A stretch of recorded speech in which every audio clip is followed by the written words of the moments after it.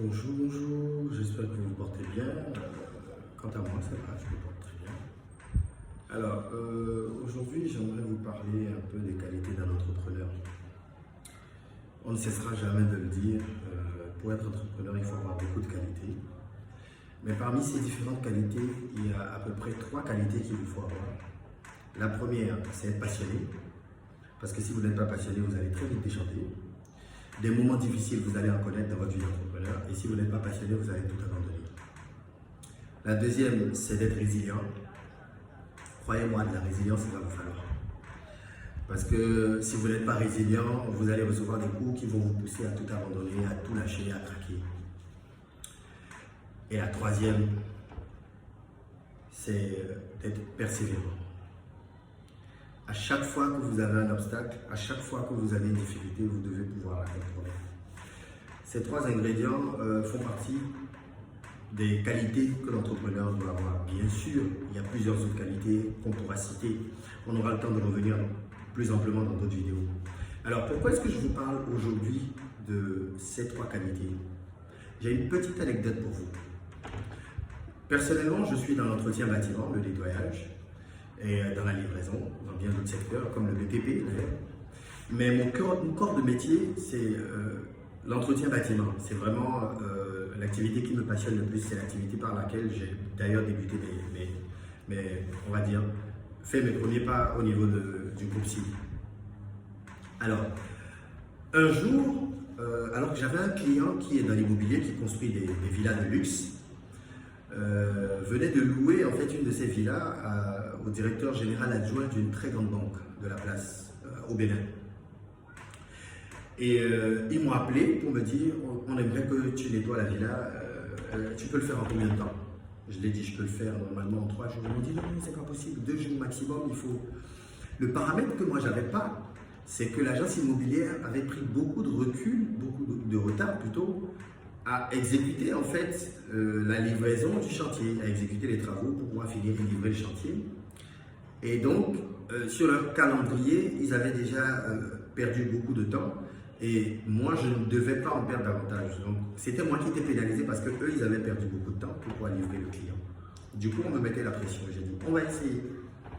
Alors, pour la petite histoire, la maison, c'est une villa R+2, 2 étages, avec une dépendance derrière, d'à peu près 3-4 chambres, une piscine, une guérite pour le gardien et un garage d'à peu près une capacité de 3 voitures.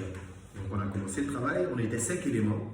Et tous les matins, je venais pour voir un peu comment est-ce que l'équipe fonctionne, comme habituellement sur presque tous les sites. Je voyais un peu comment est-ce que ça travaillait, j'essayais de donner un peu quelques directives pour voir ce qu'on peut corriger. Et au bout de 2 jours, j'ai remarqué que le travail n'avançait pas comme je voulais.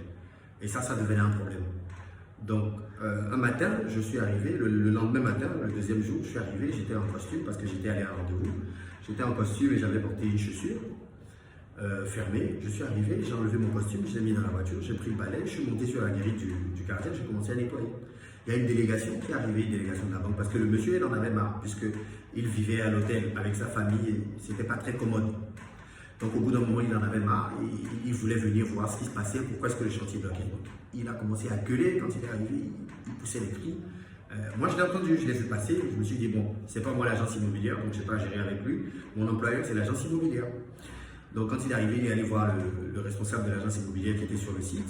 Il a commencé à gueuler, pourquoi est-ce que c'est pas fait? Et lui tout de suite, le premier réflexe qu'il a eu, comme tout bon africain, c'est pas nous, c'est pas de notre faute, c'est voilà, la société de nettoyage.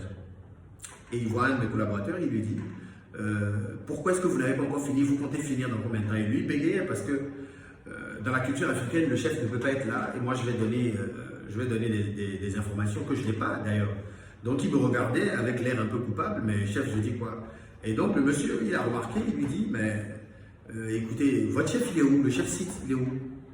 Il dit, c'est moi le chef site, mais notre DG il est là. Il dit, votre DG? Appelez-le moi. Donc il me voit descendre de la guérite. J'avais une chaussure qui était d'une certaine valeur, je ne donnerai pas le nom de la marque, pour ne pas faire de la publicité gratuite. Donc je suis arrivé et quand il m'a regardé, il m'a un peu toisé de la tête aux pieds. Il m'a dit, mais je comprends pas, c'est vous le DG ou bien vous êtes le chef site? Je dis non, la structure m'appartient. Et il me dit, mais vous étiez en haut avec un balai, une serpillère, vous étiez en train de nettoyer. J'ai dit oui, c'était pour accélérer les travaux, leur prêter main forte et vous permettre d'entrer plus rapidement en possession de votre site. Il me dit, je vous donne encore 2 jours. Vous pouvez continuer. J'étais un peu stupéfait, je lui ai demandé pourquoi. Il me dit, j'adore voir les gens passionnés comme moi. Et ça me fait plaisir de voir un DG lui-même impliqué avec son personnel en train de travailler. Et quand je vous vois habillé, je sais à peu près la valeur de ce que vous avez porté. Donc franchement, je suis un peu étonné. Et je l'ai dit en souriant, mais c'est l'argent que vous me donnez pour nettoyer qui me permet de m'habiller comme ça. Donc c'est avec beaucoup de fierté, beaucoup de plaisir que je fais ce travail. Il m'a dit, en tout cas, continuez, faites ce que vous avez à faire. Moi, je vous donne 2 jours en plus. Il est reparti moins fâché, tout content.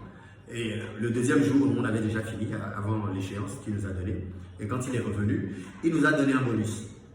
Alors, ça fait partie des éléments aujourd'hui qui manquent à nos jeunes entrepreneurs. On a tout le bagage intellectuel qu'il faut pour pouvoir chercher les clients, les fidéliser, tout ce qui va avec. Mais il y a des choses qui relèvent du terrain. Il y a des choses, il y a des actions qui vous permettent justement de séduire votre client. Et tant que vous ne les menez pas, vous pensez que tous les clients sont forcément réceptifs à des étrennes, à des cadeaux, par-ci par-là, des petits pourboires, des petits gestes. C'est pas tout le monde. Mais en plus de ça, ça vous permet d'être au parfum de ce que votre équipe fait. Ça vous permet aussi de voir ce que votre équipe fait. Ça vous permet aussi d'être en contact et de rester humain. Parce que quand vous êtes en haut, vous êtes sur un piédestal, vous ne vous rendez pas compte des difficultés auxquelles sont confrontées votre équipe. Vous restez dans votre bureau, vous allez dire « On vous a dit 2 jours, on vous a dit 2 jours, vous ne l'avez pas fait. Pourquoi est-ce qu'on est au 3e jour ?» Mais pourquoi on est au 3e jour? Vous avez peut-être mal estimé la situation. Et vous vous êtes retrouvé à estimer en 2 jours livrer le client alors qu'il fallait 3 jours.